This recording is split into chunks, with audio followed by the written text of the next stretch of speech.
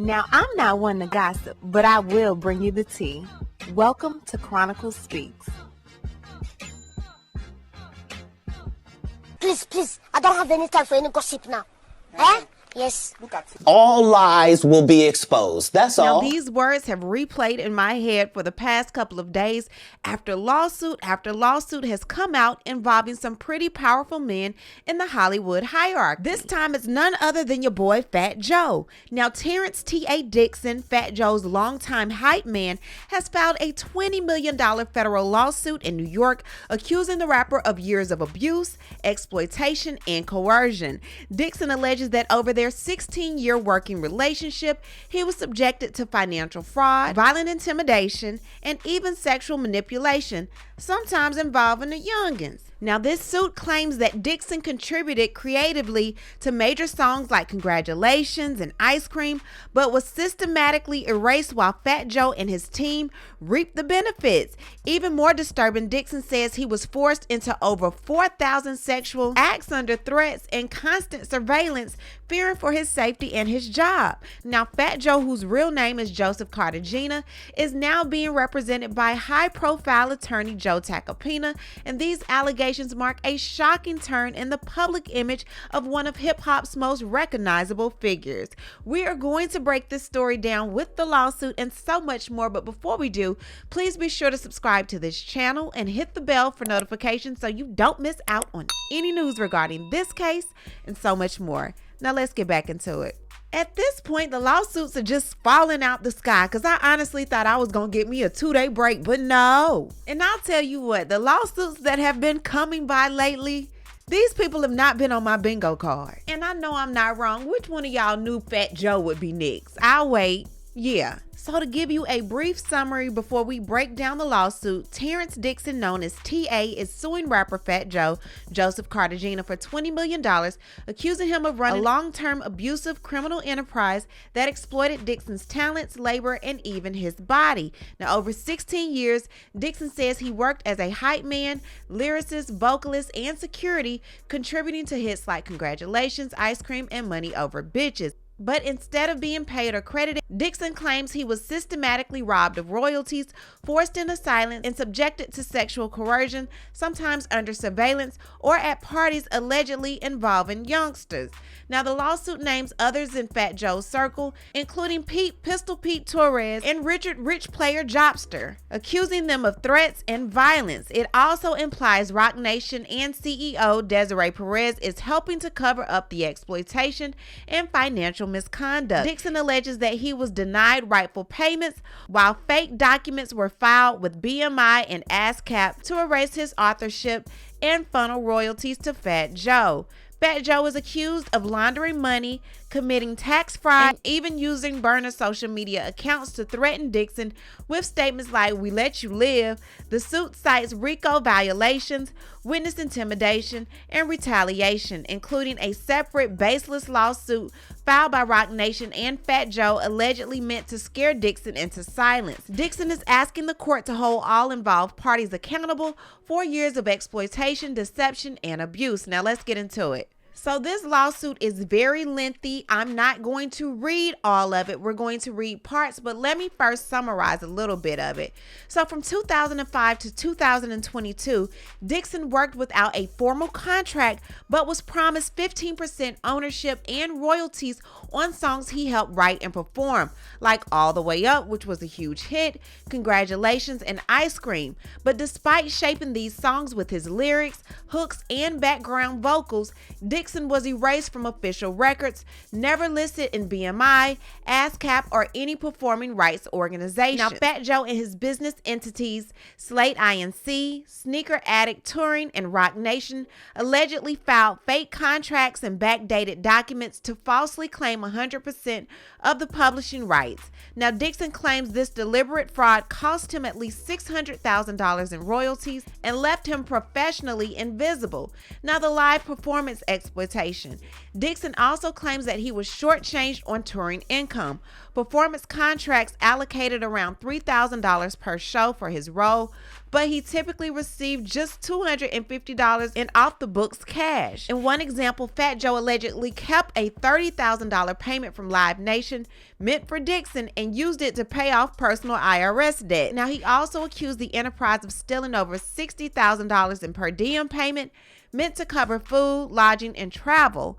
Also, as a result, Dixon says he was often left sleeping in airports in unsafe accommodations while Fat Joe and his entourage traveled in luxury. Now, the lawsuit goes far beyond money. Dixon says that Fat Joe used psychological manipulation and intimidation to keep him compliant. He often warned Dixon nobody leaves Terror Squad in one piece and referenced violent incidents like the attack on rapper Cuban Link as a way to reinforce that dissent would be punished. Now, Dixon describes constant fear of abandonment in foreign countries, erratic payments, public humiliation, and threats of violence. These tactics allegedly left him with severe anxiety, PTSD, and emotional trauma, making him feel trapped for over a decade. Now, the sexual coercion allegations. Some of the most disturbing allegations involve forced sex acts, including in the presence of others and under surveillance.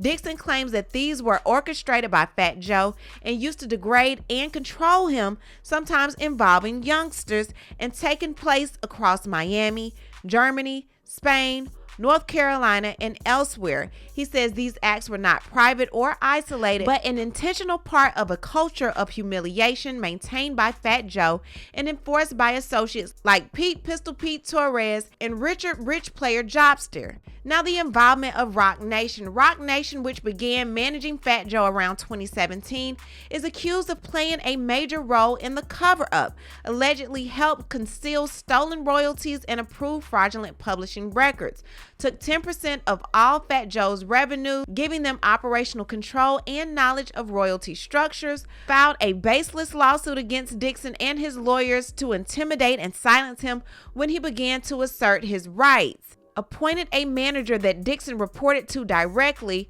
supporting claims that Roc Nation was a joint employer, not a third party. Now, there's also a woman by the name of Erica Juliana Moriera. Moriera is a lawyer affiliated with the enterprise, allegedly, and she helped create fake contracts and backdated split sheets to erase Dixon's authorship, according to Dixon. He's saying that she participated in fraudulent corporate filings to hide money and was directly involved in diverting royalty income from Dixon to Fat Joe's companies. Her legal actions were key to maintaining the illusion that Fat Joe owned 100% of the creative works Dixon helped make. He also claims witness intimidation and online threats. Dixon says Fat Joe or his team used burner social media accounts like BitG and Dr. Zavag to send threatening messages such as, "You love your family, right? File back in 48 hours. We let you live." These were allegedly designed to frighten Dixon and obstruct legal proceedings, violating federal witness tampering and RICO statutes. The lawsuit pretty much paints Fat Joe as the leader of a criminal enterprise that used manipulation, fraud, violence, and fear to exploit Dixon's talents while enriching himself and his inner circle. Dixon claims he spent 16 years believing he was a partner, only to realize he's being systematically erased and abused, and he's now asking the court to hold Fat Joe, his companies, and partners like Roc Nation and Erica Moriera accountable under civil RICO laws, forced labor statutes, and federal fraud claims. Now let's get into the claims of coercive control. Now, Fat Joe's control over the plaintiff extended far beyond mere financial exploitation or denial of credit. Over 16 years, defendant cultivated a deliberate environment of psychological manipulation and persistent threats to ensure plaintiff's continued submission, silence, and loyalty despite ongoing abuse, exploitation, and humiliation. Defendant Cartagena frequently warned plaintiff with chilling explicitness, repeatedly saying nobody leaves terror squad in one piece, he often reinforced this threat by openly referencing former associates who had suffered violent reprisal after falling out of favor. For example, defendant explicitly invoked the notorious assault of Louis Cuban Link Hypeman, who was viciously attacked, permanently scarred, and publicly humiliated following his departure from defendant's circle. These statements were not merely idle threats or exaggeration. They constituted explicit and calculated warnings deliberately issued to plaintiff to convey that any act of resistance, disloyalty, or demand for fair treatment would inevitably lead to severe physical harm, public disgrace, professional sabotage, or worse. Through these sustained and credible threats, defendant intentionally reinforced the message that plaintiff had no visible path to safely exit their working relationship or demand rightful compensation without facing devastating personal consequences. Defendant methodically cultivated an atmosphere where fear or violence, retaliation, abandonment abroad, and career destruction permeated plaintiff's daily experience, effectively destroying any notion of autonomy. Plaintiff's working conditions were oppressive and unpredictable, deliberately designed to amplify his vulnerability and dependency. The defendant employed persistent verbal abuse, threats of physical violence, erratic and insufficient payment, manipulative control over travel and accommodations, and continuous humiliation. Collectively, these coercive tactics resulted in chronic emotional and psychological distress, profound anxiety, and severe trauma that continue to affect plaintiff to this day. Plaintiff was systematically denied basic security or stability, with defendant frequently threatening to strand him in foreign locations without resources or assistance. On multiple occasions, these threats became a reality, leaving plaintiff stranded and without access to adequate food, shelter, or safe transit home, further intensifying his fear, insecurity, and forced dependency. The constant invocation of past acts of violence by defendants, such as the brutal attack on Cuban Link, was an intentional strategy. Defendant purposely leveraged these prior violent incidents to establish the credibility and immediacy of his threats, effectively placing plaintiff in a constant state of apprehension and psychological captivity. The looming threat of physical harm was not hypothetical but concrete, continuously reinforced by explicit verbal warnings and visible reminder of prior violent acts. So let's now get into the act of sexual exploitation and humiliation under duress. In addition to systematic financial exploitation and relentless psychological abuse, defendant Cartagena deliberately subjected plaintiff Dixon to repeated and severe sexual coercion, manipulation, and humiliation, which further deepened defendant's total control over plaintiff's autonomy, physical safety, and labor. Throughout plaintiff's 16-year period working closely with defendant, plaintiff was routinely coerced into engaging in sexual acts with women, specifically brought by defendant Cartagena to hotel rooms and private gatherings following performances and studio events. Defendant Cartagena frequently arranged and orchestrated these encounters, intentionally creating scenarios designed to reinforce plaintiff's complete submission. Defendant Cartagena regularly monitored these encounters closely, frequently remaining in the room to watch, record, or provide explicit direction and commands. Plaintiff did not willingly consent to participate in these acts. Instead, plaintiff submitted solely out of fear of intimidation, retaliation, which defendant repeatedly demonstrated would include financial punishment, professional sabotage, abandonment in foreign countries, or physical harm. On at least one occasion, plaintiff explicitly resisted participating in a coerced sexual encounter arranged by defendant. Defendant immediately retaliated by canceling plaintiff's scheduled flight home, deliberately stranding plaintiff without money, shelter, or support, thereby intentionally placing him in an isolated, unsafe, and highly vulnerable position abroad.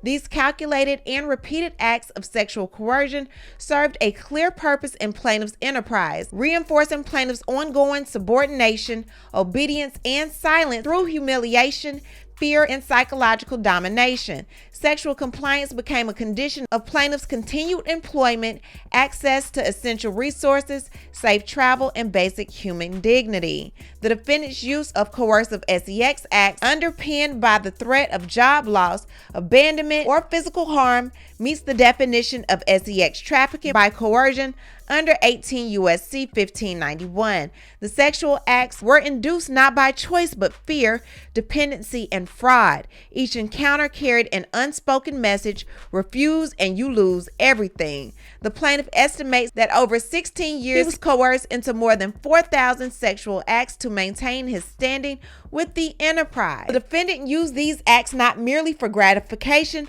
but as a control mechanism by degrading plaintiff repeatedly and in front of others to undermine plaintiff's autonomy, silence his resistance, and made him emotionally and physically dependent on defendant's approval. The psychological toll was immense. The plaintiff developed symptoms consistent with PTSD, including flashbacks, intrusive thoughts, panic attacks, and emotional detachment. He remains in trauma-informed therapy and continues to experience debilitating anxiety. These experiences were not private or confidential.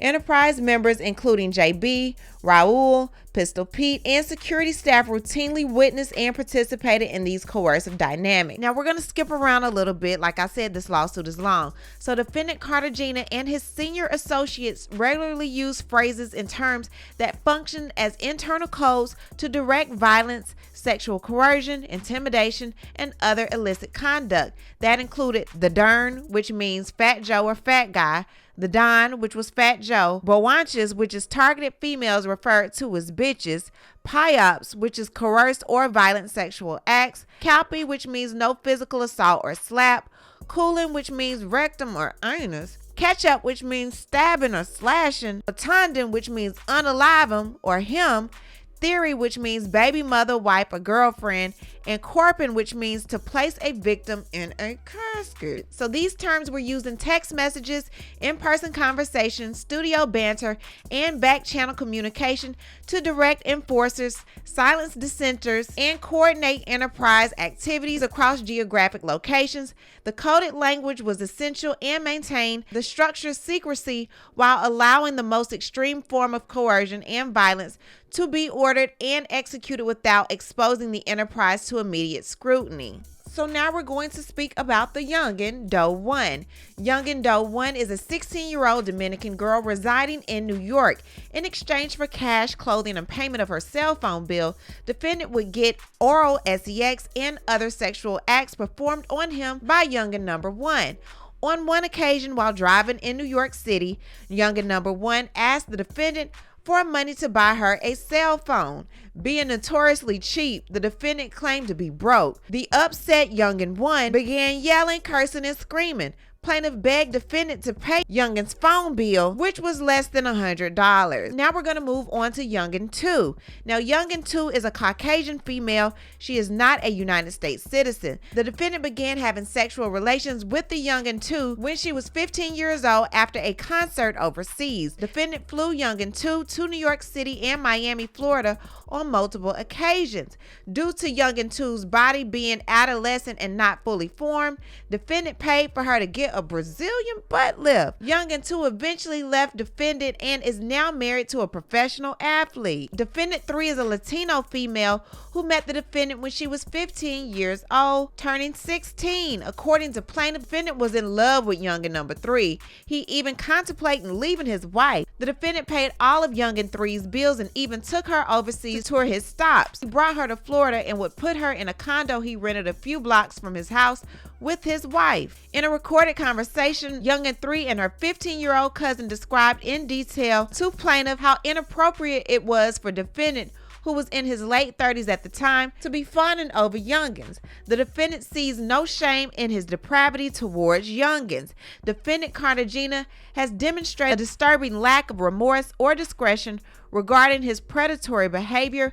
Rather than conceal his actions, he has on multiple occasions alluded to or openly referencing sexual inappropriate conduct in his public persona and artistic output.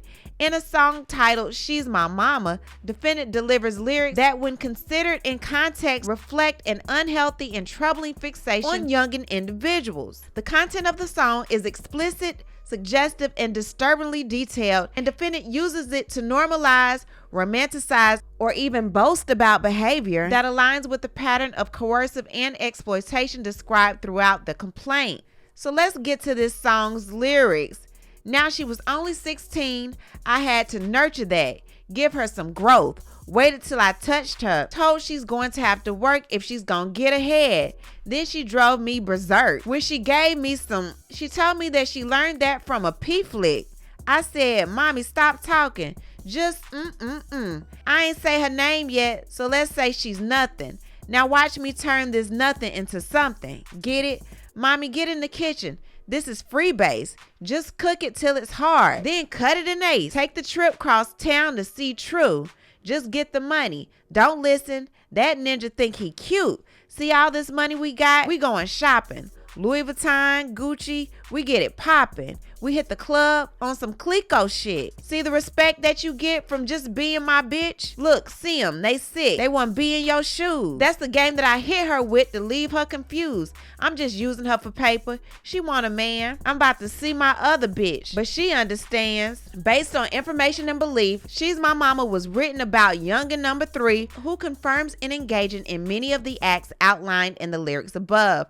Furthermore, youngin' number 3 was required to hold jewelry, drugs, and other questionable items that are illegal to be in a child's possession when she traveled with defendant. Defendant's transportation of and sexual intercourse with these youngins constitutes violation of the following New York State, Florida, and federal laws. We've only made it to page 34 of this 157-page lawsuit, so we'll probably have to turn this into a series because it's just too much to deal with in one day.